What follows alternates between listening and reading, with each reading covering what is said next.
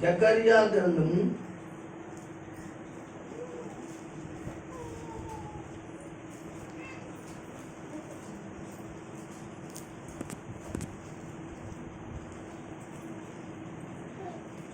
'అందరూ బైబిల్ తెరిచి చూడండి.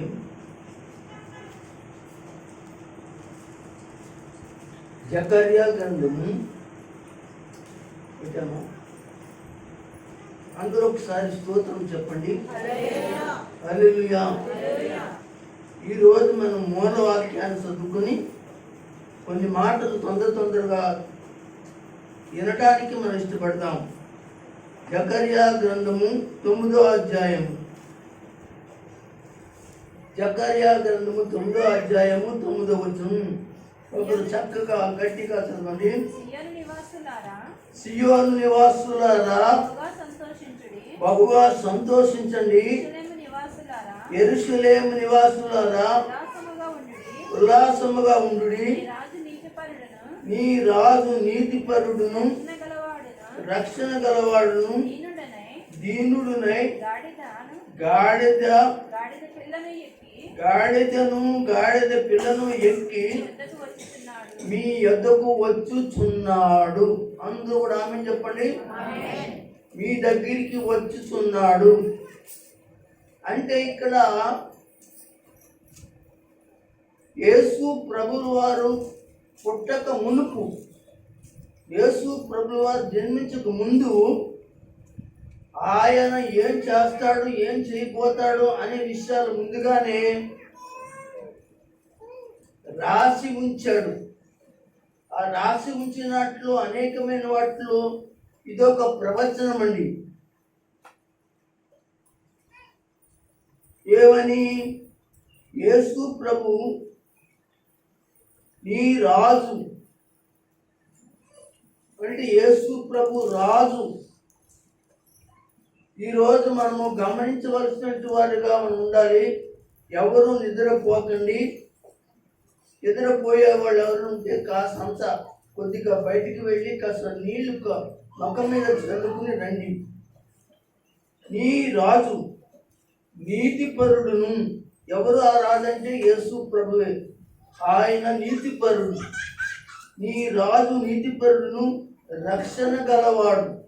ఎవరు ఈ యొక్క రక్షణ గలవాడు అని అంటే యేసు ప్రభువారు. అంటే నీకు రక్షణ కలగజేయడానికి, లోకానికి రక్షణ కలగజేయడానికి ఆయన దీనుడై పరలోకముడు దిగి వచ్చినటువంటి వాడు. ఎలాగొచ్చాడంటే గాడిద పిల్లను ఆయన ఎక్కి వచ్చినట్లుగా మనం చూస్తూ ఉన్నాం. అందరూ ఒక్కసారి గట్టిగా స్తుతించగలరా? అదే చెప్పురా. Hosanna hosanna hosanna hosanna. కనుక దేవుని బిడ్డలారా, ఇలాగా ఈ ప్రవచనంలో వ్రాయబడిన మాట కొత్త నిబంధనలో యేసు ప్రభు పుట్టిన తర్వాత ఆయన సిలువకు ముందుగానే కొన్ని రోజుల ముందుగానే ఆయన ఒక ఆదివారం యెరూషలేములో ఊరేగింపు జరగడం జరిగింది. ఆ దినమే ఈ దినమే మట్టల ఆదివారం. దేవునికి స్తోత్రం. అయితే ఇక్కడ గాడిద అనే మాట కనపడుతుంది. ఏం కనపడుతుంది?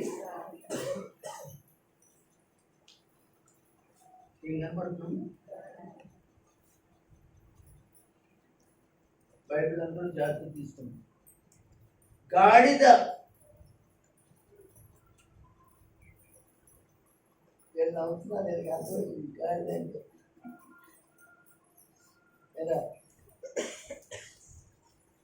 గాడిద ఇప్పుడు దాకా మేకగడ్డ ఉందా లేకపోతే ఎక్కడికైనా వెళ్ళావా? అదే కదా. ఆడపిల్లలైనా మగపిల్లలైనా గాడిద అంటారు. అంటే ఇప్పుడు ఆలోచించండి, బైబిల్ పరిభాషలో చాలా రకరకాల గాడిదలు ఉన్నాయండి.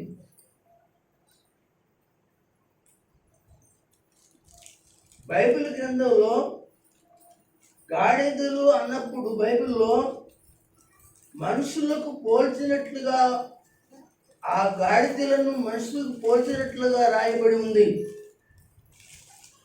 అయితే బైబిల్లో రకరకాల గాడిదలు ఉన్నాయి. వాటిని చెప్పేసి నేను ఏం చేస్తానంటే వేరే వాక్యంలోకి వెళ్తాను. అంటే ఇప్పబడిన గాడిద దగ్గరికి వెళ్తా. ఏమండి, సరే, కొన్ని రకాలు కలిగిన గాడిదలు ఉన్నాయి. అందులో నెంబర్ 1 కట్టబడిన గాడిద అంటండి. రాసుకునేవాడు రాసుకోండి. మత్తయి సువార్త 22వ అధ్యాయము 12వ వచనం. మత్తయి సువార్త 21వ అధ్యాయం 2వ వచనం. కట్టబడిన గాడిద. తర్వాతమ్మా నేను ప్రసంగంలోకి తర్వాత వెళ్తాను. కొన్ని రకాల గాడిదల గురించి మీతో చెప్తాను. ఈ గాడిద కట్టబడిన గాడిద. మత్తయి సువార్త 21వ అధ్యాయము 2వ వచనం రాసుకోండి. అలవాటు పడిన గాడిద. ఏ గాడిద? గాడిద పైకి వచ్చి కూర్చో. అలవాటు పడిన గాడిద కదా. ఇర్మియా గ్రంథము 2వ అధ్యాయము 24వ వచనం. ఇది అలవాటు పడిన గాడిద. ఇది అలవాటు పడిన గాడిద.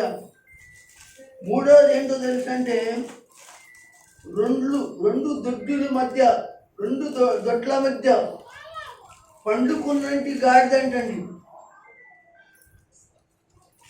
రెండు దొడ్ల మధ్యన పడుకున్న గాడిద అంటండి. బైబిల్లోనే చెప్తూ ఉన్నాడు దేవుడు. ఆదికాండము 49వ అధ్యాయం. ఆదికాండము 49వ అధ్యాయము 14వ వచనాన్ని రాసుకోండి.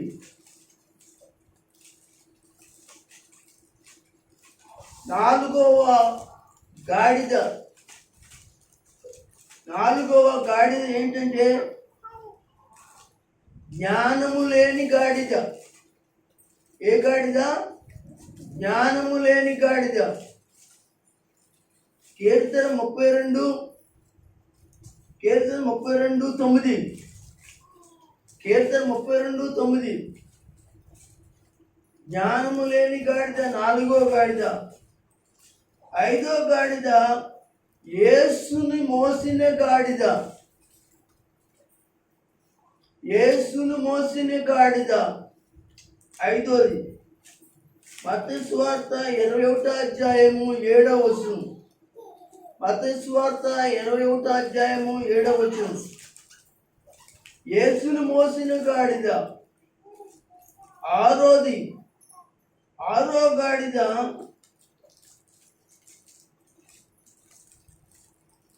బుద్ధి చెప్పిన గాడిద. ఈ గాడిద బుద్ధి చెప్పిందంటండి.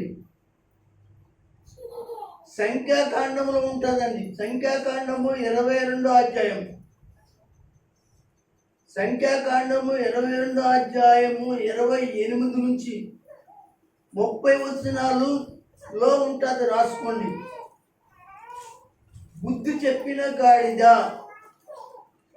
సంఖ్యాకాండము 22వ అధ్యాయము 28 నుండి 30 వచనం వరకు కూడా ఈ గాడిద బుద్ధి చెప్పిన గాడిద. ఎవరికి బుద్ధి చెప్పిందో అక్కడ రాయబడి ఉంటుంది.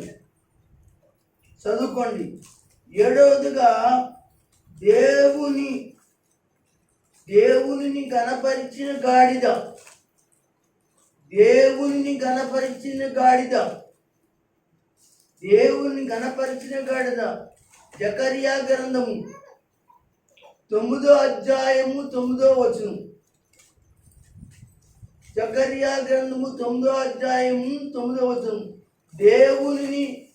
దేవునిని గణపరిచిన గాడిద. ఏమండి, ఇన్ని రకాల గాడిదల గురించి మనము చెప్పుకోవటానికి సమయం చాలదు కానండి. మనము కొట్లు ఇప్పబడిన గాడిద అనే అంశం పెట్టుకుని ఆ కట్లు ఇప్పబడినవి ఏమిటి, ఆ గాడిదలు ఎవరు అనే విషయాన్ని ఇందాకే చెప్పాను. ఆ గాడిదలు లోకంలో ఉన్న మనుషులను పోల్చి దేవుడు మాట్లాడుతూ ఉన్నాడు. నేను కాదండోయ్, దయచేసి మమ్మల్ని గాడిద అంటారా అని నా మీద కోపగించుకుని వెళ్ళిపోయారు. కానీ దయచేసి కోపగించుకుంటే దేవుని మీద కోపగించుకోండి. దేవుడే అన్నాడు ఆ మాట. కోపగించుకునే వాళ్ళు ఎవరైనా ఉంటే దేవుని మీద కోపగించుకోండి, పాస్టర్ గారి మీద కోపగించుకోకండి. ఈ మధ్యన ఎక్కువగా పాస్టర్ గారి మీద, పాత్రమ్మ గారి మీద అనగా కోపగించుకునే వాళ్ళు చాలా ఎక్కువైపోయారు. ఇంకా మేమేం చేయలేం. దేవుడు ఏం చెప్పాడంటే, బైబిల్ ఇస్తున్నాను రా బాబు, 2 ధ్యానారాలు ఇస్తున్నాను రా బాబు, అది పాత నిబంధన కొత్త నిబంధన రా బాబు. కొత్త నిబంధనలో పాత నిబంధనలో వాక్యాలన్నీ కూడా అనగా ఇదిగో ఇలాంటి తప్పిపోయిన గాడిదలు అనగా రకరకాలుగా ఉన్న గాడిదలు వాళ్ళందరి కొరకే దేవుని యొక్క వాక్యం ఉంది కనుక వాళ్ళని చెప్పి ఏం చేస్తామంటే ఆ బంధకాల నుంచి, ఆ యొక్క పరిస్థితుల నుంచి విడిపించడానికి నా వాక్యాన్ని చెప్పు అని ఆయన చెప్పాడే తప్ప, ఆయన చెప్పమన్నాడు, నేను చెప్పు వెళ్తున్నాను. నా మీద కోపగించుకునేటువంటి వాళ్ళు ఎవరైనా ఉంటే ప్రభు మీదే కోపగించుకున్నట్లు. దేవునికి స్తోత్రం కలుగును గాక. హల్లెలూయా. మనము జకర్యా గ్రంథము 9వ అధ్యాయంలో గాడిద గురించి మనం చెప్పుకున్నాం. ఆయన రాజు, నీతిపరుడును, ఇంకెవరైనా రక్షణ గలవాడును, దీనుడై గాడిద ఎక్కి వస్తున్నాడు అని చెప్పాడు. ఏమండి, ఆయనకి దేవుడై ఉండి అనేక వాహనాలు ఉంటుండగా గుర్రం ఎక్కి వస్తే ఎంత బాగుండు అని అనుకుంటున్నారు కదా. గాడిద ఎందుకు ఎక్కాలి? గాడిద ఎందుకు ఎక్కాలి అంటే దేవుని బిడ్డలారా, గాడిదే కావాలి. ఏ గాడిద? ఇదిగో పాస్టర్ గారు అనబడిన సీను లేకపోతే పౌలు అనబడిన ఈ గాడిద ఆయనకు కావాలి. ఎవరు కాదే అనుకోండి. ఈ గాడిదలు సంఘంలో ఉన్న గాడిదలు, ప్రపంచంలో ఉన్నటువంటి గాడిదలు, లోకంలో ఉన్న గాడిదలు అనబడి ఈ మనుషులనే వాళ్ళందరినీ కూడా దేవుడు అనగా పాడైపోయిన గాడిదలు, తిరుగుతున్న గాడిదలు, అనేక రకాలుగా జీవిస్తున్న గాడిదలు, దేవునికి లోబడని వల్ల గాడిదలన్నింటిని కొరకై ఆయన ఏం చేశాడో తెలుసా? ఇదిగో వాటిని విడిపించడానికి ఆయన దగ్గర అనగా ఉంచుకోవడానికి తన పరిచర్య కొరకు ఏం చేశాడంటే ఆ యొక్క కట్ల నుంచి విడిపించడానికి దేవుడు ఏం చేశాడంటే మనమందరం అనబడిన గాడిదలుగా మన జీవితాలని మంచి జీవితాలు చేయడానికే ఆయన విడిపించడానికి వచ్చింది. అందరూ ఒకసారి చెప్పగలరా? కట్లు ఇప్పబడిన గాడిద. ఏ కట్లు? నెంబర్ 1 పాపపు కట్లు. కీర్తన గ్రంథము 116వ కీర్తన అందరూ చూడండి. మొదటిది పాపపు కట్లు. అంటే ఈ లోకంలో ఉన్న వాళ్ళందరినీ కూడా అనగా కట్టబడ్డారంట. ఏ కట్లతో కట్టబడ్డారంటే పాపం అనే కట్లతో కట్టబడ్డారట. పాపం అనే కట్లతో కట్టబడ్డారట. దేవుని ప్రియులారా ఆలోచించండి. గాడిదలము అని మనం చిన్నపోకూడదు, కానీ ఈ గాడిదకి చాలా మంచి విలువ వచ్చిందని తర్వాత మీకు అర్థమవుతుంది. ఈ గాడిద అని చెప్పి మీరేమైనా చిన్నపోతున్నారేమో, దయచేసి చిన్నపోకండి. మీకు గొప్ప ఘనత ఉంది, మీకు గొప్ప ఆశీర్వాదం ఉంది, గొప్ప దీవెన ఉంది కనుక. అయితే దీనికి ముందుగా నీ జీవితము కట్టబడింది. అందరూ స్తోత్రం చెప్పండి. నేను కట్టబడ్డానండి. ఒక రోజున యవనస్తులందరూ కట్టబడ్డారండి. ఇక్కడ కూర్చున్న స్త్రీలందరూ కూడా కట్టబడిన వారే. ఏదో రకమైన పాపములో కట్టబడ్డారు, ఏదో ఒక రకమైన పాపములో చిక్కబడ్డారు. ఏమంటారమ్మా చెప్పండి పెద్దమ్మ గారు కదా. ఏదో రకమైన పాపంలో కట్టబడిన వాళ్ళమే. దేవుడు అందుకని ఆ గాడిదల కొరకు వచ్చాడు. 116 చదవండి. యెహోవా అమ్మ అందరూ కూడా జాగ్రత్తగా వినండి. యెహోవా నేను నిజముగా నీ సేవకుడను. యెహోవా నిజముగా నీ సేవకుడను. Praise the lord. అలా చెప్పండి. అంటే ఎంత ధైర్యంగా చెప్తున్నాడండి. నిజముగా నీ సేవకుడను. 16 వచనమా చదువు. యెహోవా నేను నిజముగా నీ సేవకుడను. నిజముగా నీ సేవకుడను. నీ సేవకుడను. నీ సేవకుడను. నీ సేవకురాలి కుమారుడనై ఉన్నాను. నీ సేవకురాలు కుమారునై ఉన్నాను. నీవు నా కట్లు విప్పి ఉన్నావు. నీవు నా కట్లు ఇప్పి ఉన్నావు. హల్లెలూయా. దేవుని స్తోత్రం. దేవుని బిడ్డలారా గమనించండి. యేసు ప్రభువారు కట్టబడిన ఆ గాడిద పిల్లను యేసు తీసుకురమ్మన్నట్లుగా చూస్తాం. అసలు ఆ గాడిద పిల్లను ఇంటికి తీసుకురమ్మన్నాడంటే అదొక ఫ్యామిలీ, అదొక కుటుంబం. అంటే కుటుంబంలో ఉన్న వాళ్ళందరూ కూడా కట్టబడ్డారనేదే దేవుని వాక్యం యొక్క నిదర్శనం. తల్లి కట్టబడింది, తండ్రి కట్టబడ్డాడు, పిల్లలు కట్టబడ్డారు, అల్లుళ్ళు కట్టబడ్డారు, కూతుళ్ళు కట్టబడ్డారు, కుమారులు కట్టబడ్డారు, కోడళ్ళు కట్టబడ్డారు. ఈ కట్టబడిన వారి యొక్క జీవితాలను ఇడిపించుకురమ్మని తన శిష్యులైన వారికి దేవుడు ఏం చేశాడు? ఆజ్ఞాపించాడు. దేవుని బిడ్డలారా, ఈ రోజున దైవ సేవకుడు ఈ రోజు ఇంత కష్టపడి మీకు వాక్యాన్ని బోధిస్తున్నాడంటే దేని కొరకు బోధిస్తున్నాడంటే ఏదో తిండి దొరుకుతుందనా, డబ్బు దొరుకుతుందనా, బంగారం దొరుకుతుందనా, కట్టుకుంటానికి ఏదో దొరుకుతుందనా, ఏదో దొరుకుతుందనా అని కాదు. మీరు కట్టబడ్డారు కనుక కట్టబడిన ఆ పాప చీకటిలోంచి కట్టడిలోంచి మీరందరూ కూడా ఏం చేయబడాలి అంటే ఇడిపించబడాలని దైవ సేవకుని ప్రేరేపింపజేసి పరిశుద్ధాత్ముడును ఆయన ఆ సేవకుడికి ఇచ్చి ఆ సేవకుడి ద్వారా మిమ్మల్ని నడిపించుతున్నాడు. దేవునికి మహిమ కలుగును గాక. ఏమంటున్నాడు ఇక్కడ? దావీదు అంటున్నాడు, ఏమన్నాడు? నిజముగా ఎవరంటండి ఈయన? నీ సేవకుడను. దేవునికి స్తోత్రం. హల్లెలూయా. నిజముగా నీ సేవకుడను. నిజముగా దేవుని బిడ్డలారా, నిజమైన సేవకుడు ఎప్పుడు కూడా ఏది ఆశించడండి. నిజమైన సేవకుడు ఎప్పుడు దేని గురించి ఆలోచించడండి. నిజమైన సేవకుడు ఎప్పుడు కష్టం అనుకోడండి. నిజమైన సేవకుడు వ్యాధులు వచ్చినా, బాధలు వచ్చినా, కష్టాలు వచ్చినా, కన్నీళ్ళు వచ్చినా సంఘం కొరకు ఏడుతాడు కానీ తన కుటుంబం కొరకు తన కొరకు ఏడవడు. ఆమె చెప్పగలరా? గట్టిగా చెప్పగలరా? హల్లెలూయా. నిజమైన సేవకుడు ఎటువంటి వాడండి?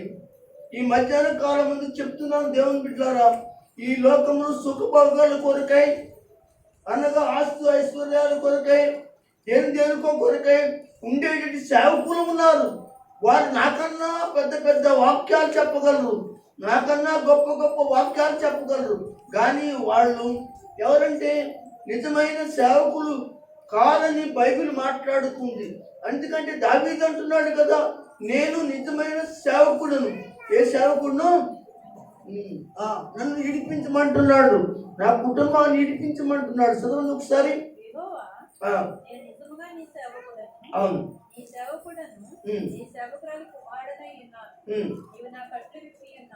దేవునికి స్తోత్రం. ఇంకా ఉందమ్మా? ఏం చేశావు? అవును, నిన్ను నీ పిల్లల్ని ఇడిపించడానికి యేసయ్య మాత్రమే ఈ లోకానికి వచ్చింది.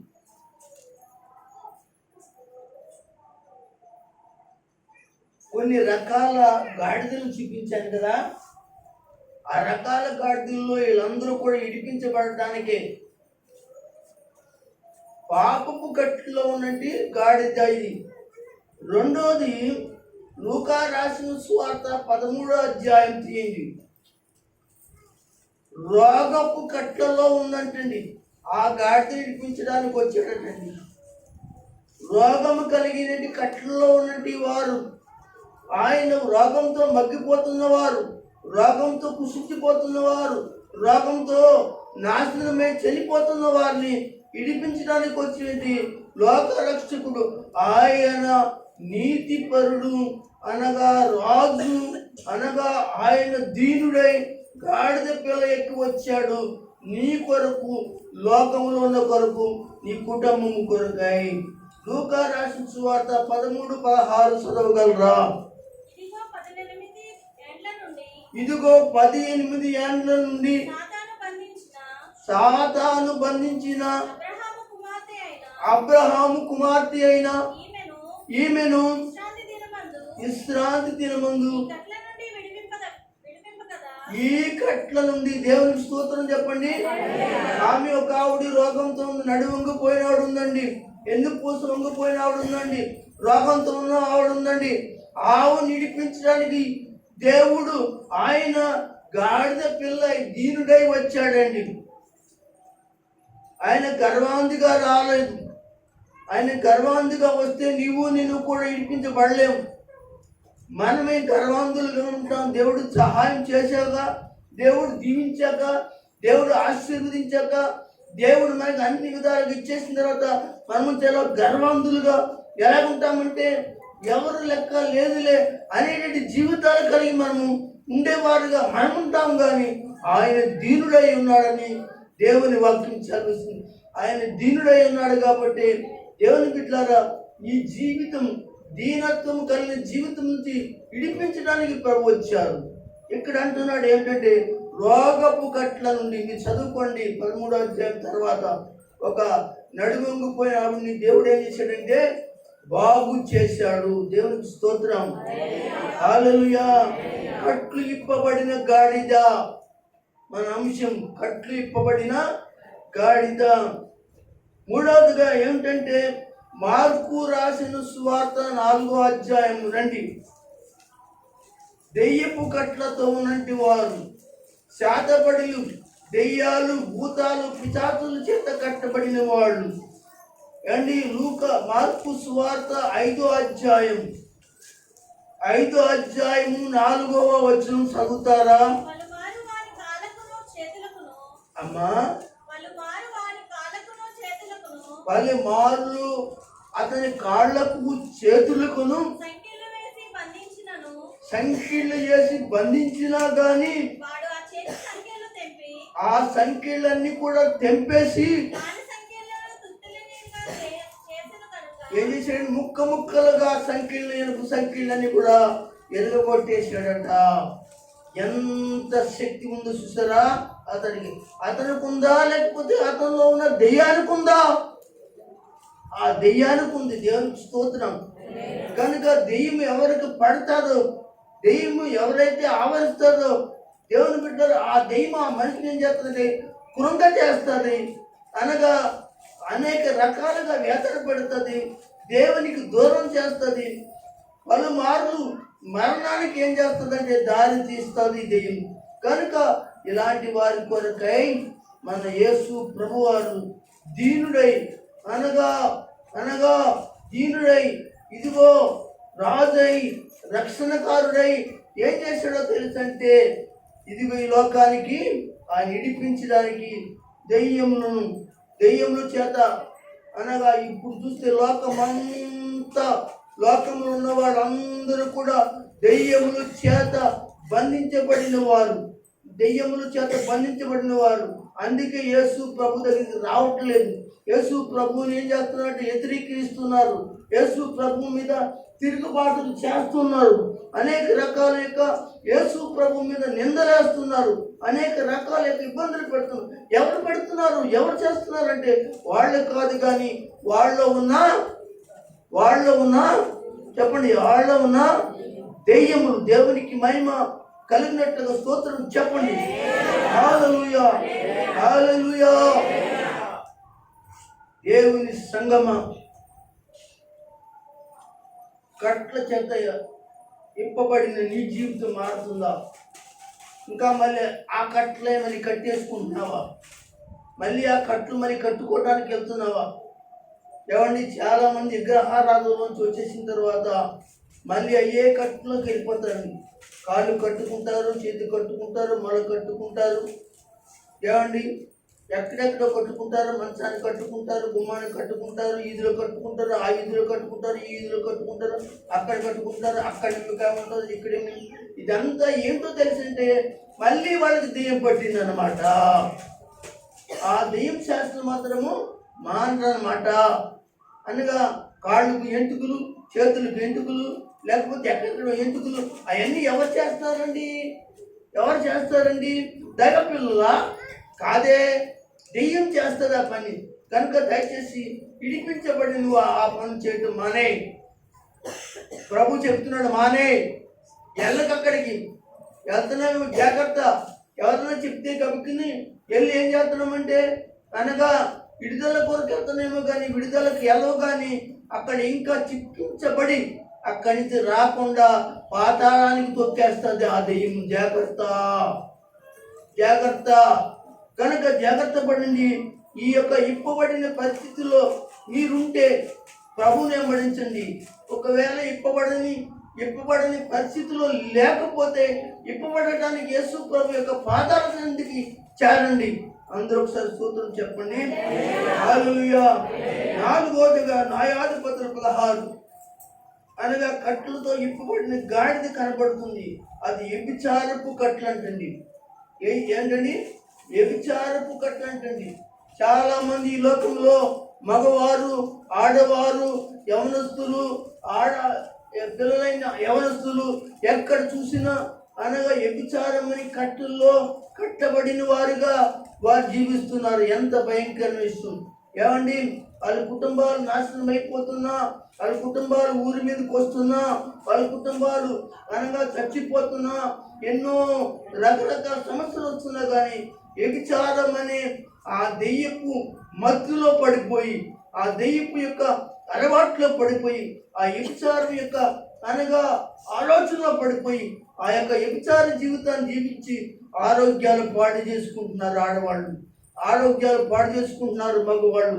దయచేసి ఆ వ్యభిచారంలో పడిపోయిన సహోదరుడా, సహోదరి, దయచేసి బయటికి రా. ఎంతకాలం ఆ వ్యభిచారంలో ఉంటే ఆ వ్యభిచారం తొక్కి వేస్తుంది. అది ఆడదాన్నైనా మగవాడినైనా ఏం చేస్తుంది? నాశనం చేస్తుంది. కనుక దయచేసి మీరు ఇడిపించబడాలి. న్యాయాధిపతులు 16:11 చదవండి. న్యాయాధిపతులు 16:11.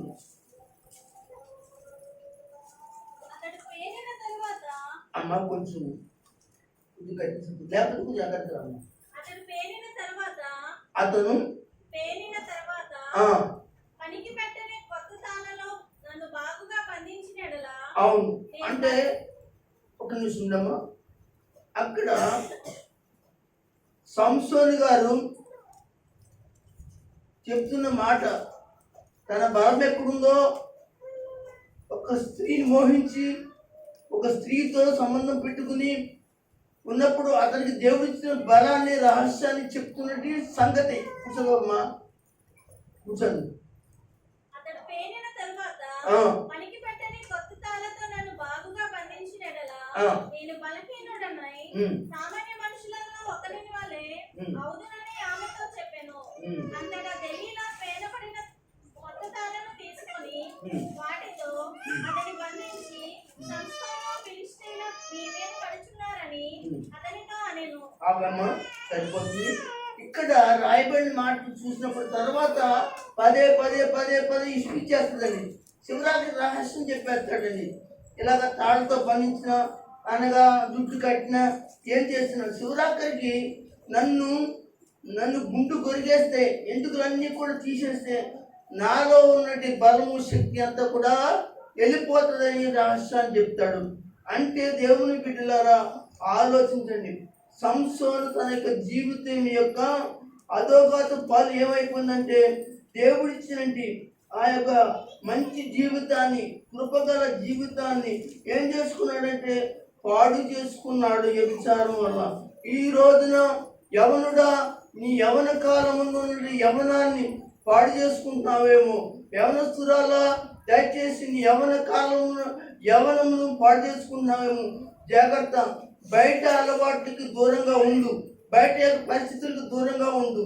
నీకు కొద్ది రోజుల తర్వాత తెలుస్తుంది దాని బాధ ఏంటో, దాని కష్టం ఏంటో సామెతలో రాయబడింది. చెప్పనక్కర్లేదు, చెప్పిన టైం కూడా లేదు. భయంకరంగా అందులో పడి కొట్టుకుని ఏం చేస్తావంట, మంచం మీద పడి మూలుగుతావంట, ఏడుస్తావంట. నీ కాళ్ళు, చేతులు, శరీరం అంతా కూడా రకరకాలుగా మరి పరిస్థితుల్లో నీ యొక్క జీవితం అంతా కూడా ఏమైపోతుందంటే ఆ పాపం వల్ల నువ్వు శోధించబడతావట. దయచేసి ఈ యొక్క కట్ల నుండి విడిపించబడాలి.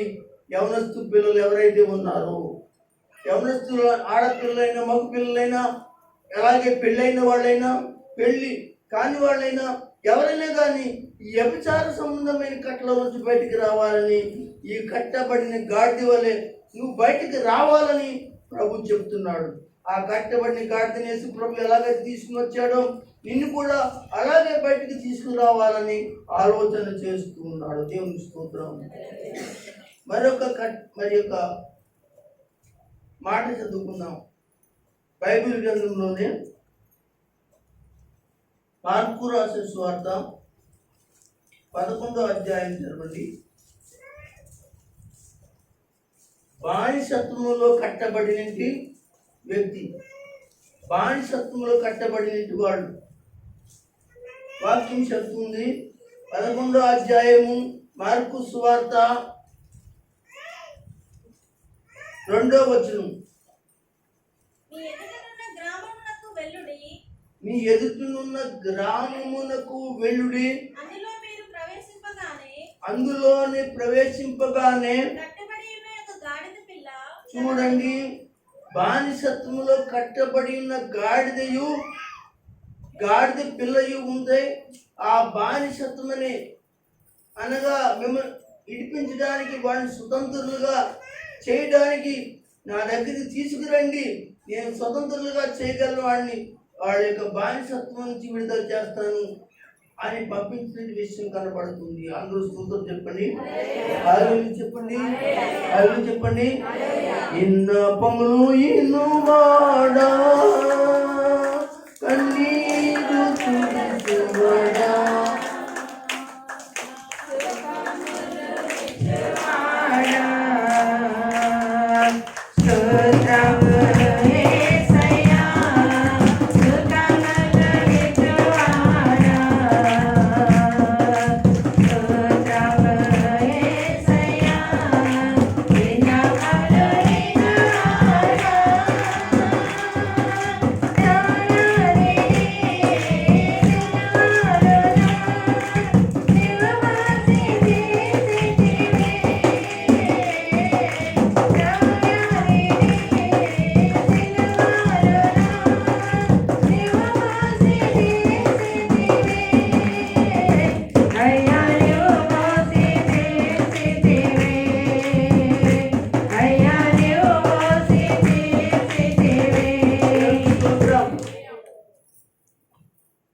బానిసలో కట్టబడిన కుటుంబాలు, సాతాను యొక్క బానిసలుగా అయిపోయినటువంటి కుటుంబాలు అంటే పిల్లలు, తల్లులు, తండ్రులు అందరూ ఉన్నారు. ఈ మధ్యాహ్న కాలంలో దేవుడు నిన్ను ప్రేమించి ఆయన భూలోకంలోనికి వచ్చి నడిపించడానికి ఆయన సిద్ధముగా ఉంటూ ఉన్నాడు. చాలా మంది ఇంకా నడిపించబడలేదు, ఇంకా చాలా మంది రక్షించబడలేదు, ఇంకా చాలా మంది మారు మనసు పొందలేదు, ఇంకా చాలా మంది రక్షణ పొందలేదు, ఇంకా చాలా మంది బాప్తీసం పొందలేదు, ఇంకా చాలా మంది కట్టబడి ఉన్న స్థితిలోనే వారి కుటుంబాల్లో ఉన్నారని మీకు తెలియజేస్తున్నాను. బానిస పరిస్థితుల్లోంచి విడుదల కలగడానికి ఆయన నిన్ను కట్లంది పిలిపించడానికి ఆయన సిద్ధపడినది దేవుని గొర్రె పిల్ల. మరొక కట్లు, ఆ కట్లు అంటే మంత్రపు కట్లు. మంత్రాలు తెచ్చి కదండి, అదే చేతబడులు, చెల్లంగి, బాణామయుధం, ఇలా రకరకాలు ఉంటాయండి.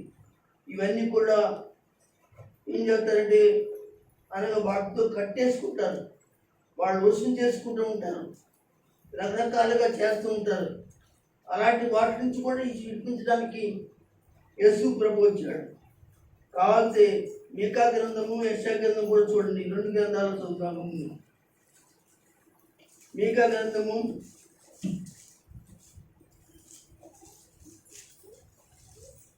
5వ అధ్యాయము 12వ వచనం.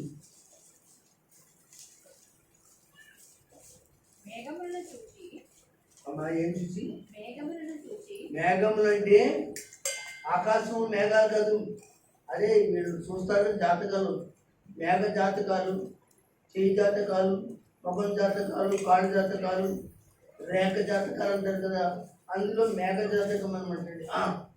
మేఘములను చూచి మంత్రించువారు నీలో ఉండరు. నీలో ఉండరు అంటే యేసు ప్రభుత్వం ఇంక ఉండరు.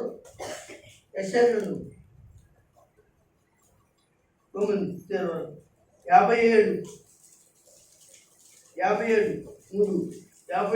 చూడండి.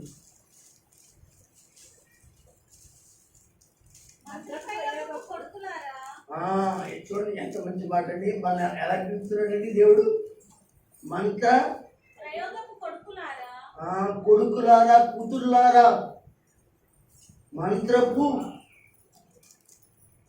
మనం కొడుకులమంట, కూతుర్లమంటండి. చదువు.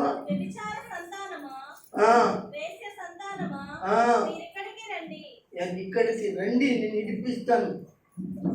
చూసారా ఎక్కడికి వెళ్తున్నారు మీరు? అది పోయింది, ఇది పోయింది, అది పోయింది, ఇది పోయింది, అక్కడ అది చెప్తారు, ఇక్కడ చెప్తారంటే నీకేం దొరకదు. కానీ మరలా పోతుంది. ఏంటో తెలుసా? నీ ఇంట్లో డబ్బులు పోతుంది, నీ ఆరోగ్యం పోతుంది. మీరు అలాంటి పెంటెట్టుకోకండి, అది పెంటండి. మీ జీవితాలన్నీ కూడా సున్నా అయిపోతుంది. ప్రార్థన చేయండి బలంగా. దేవుడా, ఒకవేళ వస్తువు పోయినా, ఇంకోటి పోయినా, పిల్లడి పోయినా, లేకపోతే గాడికి పోయినా, కుక్క పోయినా, లేదా ఏది పోయినా సోదు కోసం వెళ్తేనంట ఏదో ఉన్నది ఊడిందంట. వెళ్ళకండి. కానీ వెళ్ళారా ఇంకంతే, ఉన్నది ఊడుతుంది. దయచేసి మీకున్న డబ్బు అంతా కూడా ఏమవుతుంది అనగా, మీకున్న ఆస్తి అంతా ఏమైపోతుంది? నాశనం అయిపోతుంది. దేవుని అడగండి, ప్రభు నీ చిత్తమైతే మాకు ఇప్పించు, లేదా మేము కష్టపడి మళ్ళా మేము సంపాదించుకున్నట్లుగా మార్గం తెరవని ప్రార్థన చేయి. దేవుడు ఎందుకంటే పోయిన దానికంటే గొప్పగా దేవుడు ఇస్తాడు. ఆమె చెప్పండి. పోయిన దానికంటే గొప్ప కార్యం చేస్తాడు దేవుని సూత్రం. చెప్పండి. అది మన నమ్మకం. అంతే తప్ప ఊటకాలు మనం నమ్మొద్దు, ఆ జాతకాలు నమ్మొద్దు. మొత్తం చెప్పాను. ఇంకొక చెప్పి ముగిస్తాను నేను. మరణపు కట్లు. 7వ ఏంటండి? మరణము నుంచి విడుదల కలిగించడం. మరణపు కట్లు ఎవరో ఇప్పలేరు ఈ లోకంలో. ఇప్పగలరా? శాశ్వతంగా మనం చచ్చిపోతాం. అదే శాశ్వతమైన చచ్చిపోతాం అంటే శారీరకంగా చచ్చిపోవటం వేరు, శాశ్వతంగా చచ్చిపోవటం వేరు. అంటే శారీరకంగా చచ్చిపోతాం అంటే శరీరము మన్నైపోతుంది, కానీ ఆత్మ మాత్రము అనగా ఏమైపోతుందంటే నరకంలోనికి శాశ్వతంగా చనిపోతాం. అదే ప్రభు విడిపించాడు అంటే, ప్రభు యొక్క కట్లను ప్రభు మన కట్టిప్పాడంటే, మనం యేసులో ఉన్నామంటే మన శరీరం మృతమైన యేసు 3వ రోజు లేచినట్లుగానే మన దేహాలు కూడా ఆత్మ చేత మరలా లేపబడతాయి. అదే నిత్య జీవం. దేవునికి స్తోత్రం. మరణపు కట్ల నుండి మనం విడిపించబడాలి. యోహాను సువార్త 11వ అధ్యాయం తెలుసు కదా, లాజరు 44వ వచనం చదివేయండి. అమ్మా 11వ అధ్యాయం 44వ వచనం యోహాను సువార్త. చనిపోయిన వాడు కాళ్ళు చేతులు కట్టబడి బయటికి వచ్చిన. దేవునికి స్తోత్రం. ఎవరు చనిపోయిన వాడిని పాతి పెట్టడానికి ఏం చేస్తారు? వస్త్రాలు కట్టి చుట్టేసి పాతి పెడతారు. అలాగే లాజర్ను కూడా ఏం చేశారు? పాతి పెడితే అతడు ఆ యొక్క కట్లతోని పేత వస్త్రాలతో బయటికి వచ్చాడు. అందరూ స్తోత్రం చెప్పండి. అంటే ఆయన మరణపు కట్లను ఇప్పువాడు. ఆమె చెప్పండి. నీ జీవితంలో నా జీవితంలో మరణం వస్తుందండి. మన శరీరం అంతా కూడా మట్టి అయిపోతుందండి. ఆత్మ రక్షణ పొందిందనుకో మట్టి అయిన శరీరం మరలా ఏమవుతుందంటే మహిమ శరీరం ధరించుకుని అనగా ప్రభు రాకడలో ఎత్తబడతాది. ఆ యొక్క కట్ల నుంచి విడిపించబడడానికి సంఘం సిద్ధముగా ఉందా లేదా ప్రభు కోరుతున్నాడు. నేను ముగిస్తున్నాను. ఇప్పబడిన అనగా కట్ల ఇప్పబడిన గాడిద ఎవరో కాదు కానీ పాపపు కట్లతో ఉన్నవాడు, రోగం కట్లతో ఉన్నవారు, అనగా దెయ్యపు కట్లతో ఉన్నవారు, వ్యభిచారపు కట్లతో ఉన్నవారు, ఇంకా చదివితే బానిస అనేటి కట్లతో ఉన్నవారు, ఇంకా ముందుకు వెళితే మంత్రపు కట్లతో ఉన్నవారు, ఇంకా వెళితే మరణపు కట్లతో ఉన్నవారు. మన యేసు అనగా రాజుగా వచ్చాడు, దీనుడుగా వచ్చాడు. వచ్చి ఆయన మన కొరకై ఏం చేశాడో తెలుసా?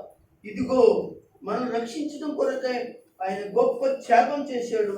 మనం అందరం కూడా విడిపించాలని ప్రభు కోరుకుంటున్నాడు. కనుక నీవు ఒకవేళ ఇంకా నువ్వు విడిపించబడకపోతే దయచేసి ఏ పరిస్థితుల్లోంచైనా కానీ దేవుడైన ప్రభు క్రీస్తు నిన్ను విడిపించడానికి సిద్ధంగా ఉన్నాడు.